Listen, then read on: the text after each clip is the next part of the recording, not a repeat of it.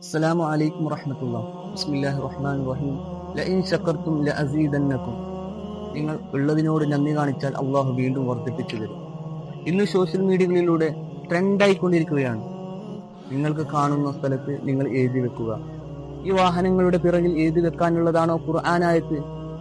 അതിലേക്ക് പൊടിപടലങ്ങളും അതുപോലെ തന്നെ പക്ഷികളുടെ കാഷ്ടമായാൽ അതൊരു ഹറാമല്ലേ?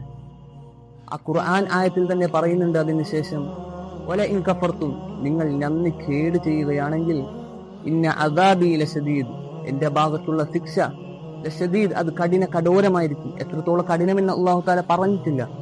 അതുകൊണ്ട് നിങ്ങൾ ഒരുപക്ഷെ പറഞ്ഞേക്കാം, ഉള്ളിലാണ് ഞങ്ങൾ ഒട്ടിക്കുന്നത് എഴുതുന്നത്. അങ്ങനെ എഴുതിയാലും ബാങ്ക് വിളിക്കുന്ന സമയത്ത് നിങ്ങൾ പള്ളിയിലേക്ക് പോകുന്നുണ്ടോ?